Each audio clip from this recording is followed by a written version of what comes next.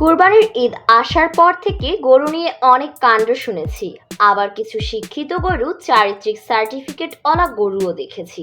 সেই সব গরু অনেক উচ্চ বংশের। সেই সাথে আমরা জায়েদ খানকেও দেখেছি। শুধু দেখার বাকি ছিল ঢালিউড কিং শাকিব খানকে।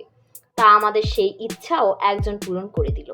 এক সহৃদয়বান ব্যাপারী দম্পতি তাদের গরুর নাম শাকিব খান আর পরিমণি রেখেছে। আমার মনে হয় একটা উচিত কাজ করেছে দম্পতি। তাদের দিকে নোবেল ছুঁড়ে মারার জন্য শেখ হাসিনা সরকারের প্রতি জোর দাবি আমার। রাজধানীর গাবতলীর পশুর হাটে শাকিব খান ও পরিমণিকে দেখতে পাওয়া গিয়েছে। না মানে আপনারা ভাববেন না যে আবার জড়িয়ে ধরতে দেখা গিয়েছে। এই শাকিব খান আর পরিমণি এইবারের গাবতলী হাটের মূল আকর্ষণ।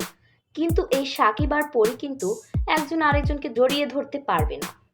সে যাই হোক, পরিমণির দাম কিন্তু 1,70,000 টাকা। অন্যদিকে ঢালিউড কিং শাকিব খানের দাম চাওয়া হচ্ছে 5.5 লাখ টাকা। ভালোবাসায় বড় করা পশু দুটিকে নাকি যোগ্য ব্যক্তির কাছে দিতে চায় ব্যাপারী পরিবার। শান্ত আচরণে ভদ্র স্বভাবের সাদা রঙের এই গরুর নাম পরিমণি। ব্যাপারীর স্ত্রীর দাবি পরিমণির সাথে নাকি গরুর অনেক মিল রয়েছে। কিন্তু আমার দাবি হচ্ছে পরিমণি কিন্তু মোটেও ভদ্র স্বভাবের না, তা আপনারা ভালো করে জানেন। ব্যাপারীর স্ত্রীর পরিমণি সম্পর্কে আরেকটু জানার দরকার ছিল। কুষ্টিয়া থেকে রাজধানীর গাবতলী হাটে পরিমণিকে আনা হয়েছে।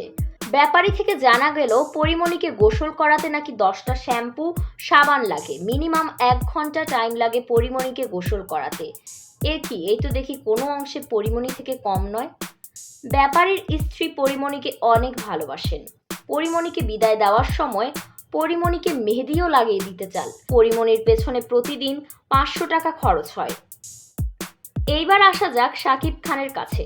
শাকিব খান নামে আরেকটি পশু হাটে এনেছেন এই দম্পতি। স্মার্ট সুঠাম দেহ, অনেক বেশি তেজ থাকার কারণে গরুটির নাম রাখা হয়েছে শাকিব খান। এই শাকিব খানের দাম 5.5 লক্ষ টাকা। শাকিব খানের সামনে নাকি কেউই যেতে পারে না। শাকিব খানকে গোসল করাতে 25 মিনিট লাগে। আর যেদিন রোদের তাপ বেশি থাকে তখন শাকিব খান অনেক বেশি অস্থির হয়ে যায়। পরিমণিকে গোসল করাতে 10টা শ্যাম্পু লাগলেও শাকিব খানকে গোসল করাতে 4টা শ্যাম্পু লাগে। সে যাই হোক, গরু শাকিব খানের আচরণ কিন্তু কিং শাকিব খানের থেকে ভিন্ন।